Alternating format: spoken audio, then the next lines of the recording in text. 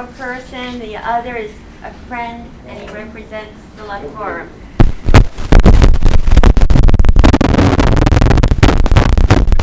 This session, the Australian Board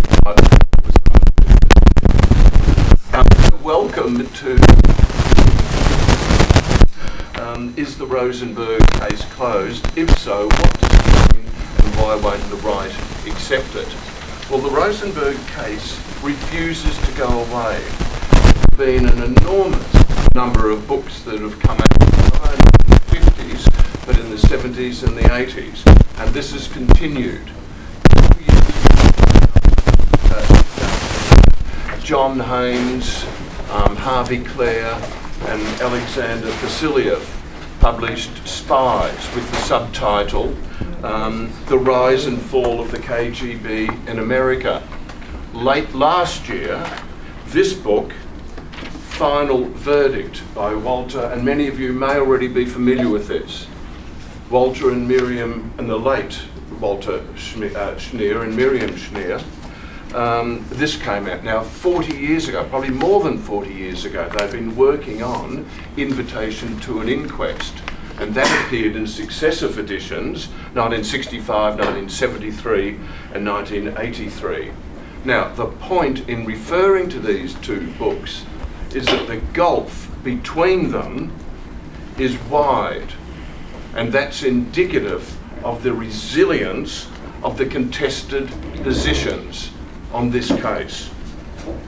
The first book uses Vasiliev's notebooks to confirm, as well as other Soviet sources and the Venona decrypts, there'll be some mention of those today, to confirm Julius Rosenberg's guilt. The second book, this one, suggests that the role of Ruth, and as you'd know is Ethel's sister, of Ruth and David Greenglass in atomic espionage was far greater than they or we had previously imagined or recognised, and that the role of Julius, and certainly of Ethel, was minimal. So what this suggests, and this will be discussed to some extent here today, is that they were convicted and condemned of a crime, atomic espionage, that they did not in fact commit. Now, if this is the case, a major miscarriage, and such miscarriages of justice do not have a use-by date. Now, I was going to read out for you an absolutely sensational little piece where Alan Dershowitz quotes from Roy Cohn, but given that we're starting late, I'll leave that. But it's Roy Cohn, almost on his deathbed, admitting the fabrication of evidence, but I'll leave that. We might return to that sort of later. So what I'd now like to very briefly do is introduce our three speakers. On my immediate right is Jeff Kisseloff, journalist, historian, author of 5 books, 3 of them on oral history, which is his speciality. And he's currently writing a book on the Hiss case. He was once Alger Hiss's researcher and is still the driving force behind algerhiss.com, which many of you would have already accessed, because it's and I use it in my teaching in Victoria University in Melbourne.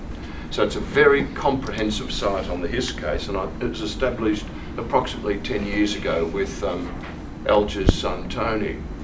The next speaker, and each of these speakers has in some way played a direct or indirect role in the events that we'll be discussing today, some more direct, some more active.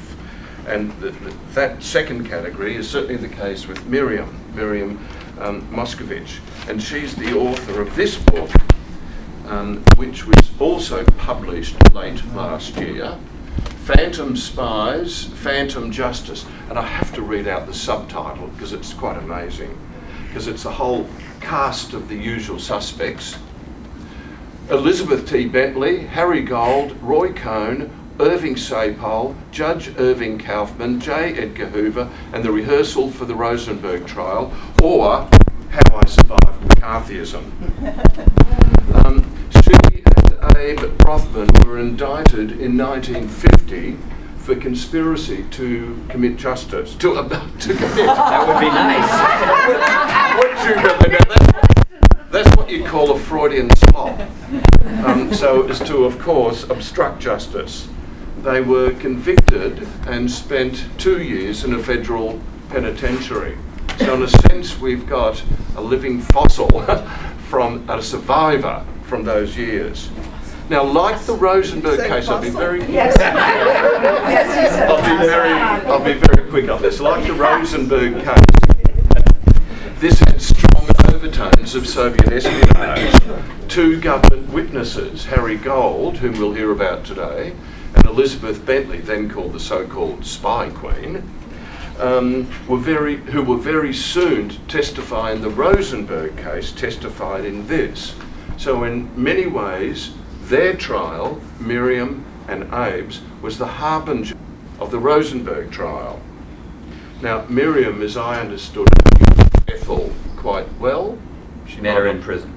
Yep, and even was in contact with her in jail. More significantly, in 3 months' time, I'm terribly sorry, she'll be 95 years old. The last speaker on my far right, your left, is Michael Meeropol. Many of you would already know that he's the elder son of Ethel and Julius Rosenberg.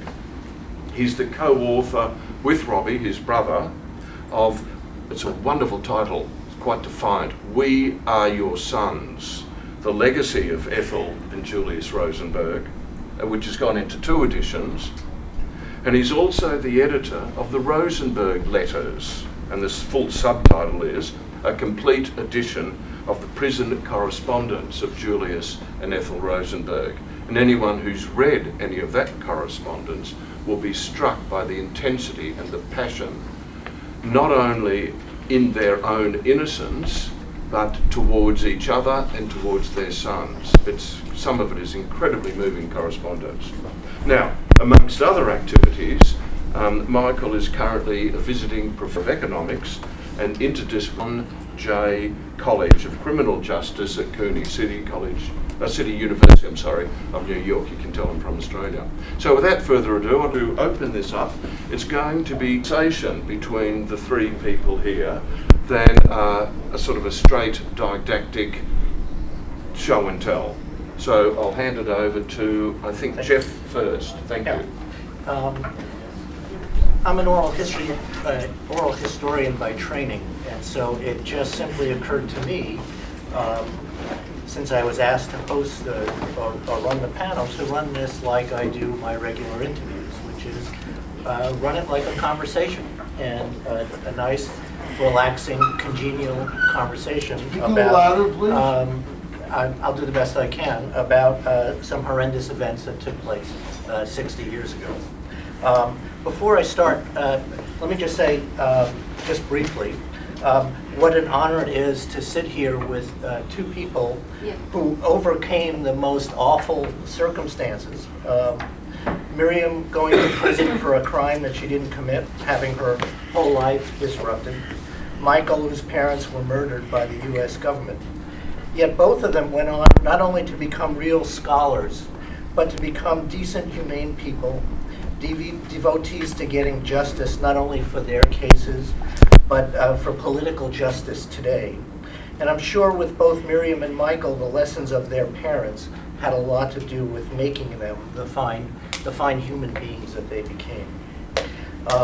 And speaking of parents, let me start off with that. Miriam, you came of age during the Depression.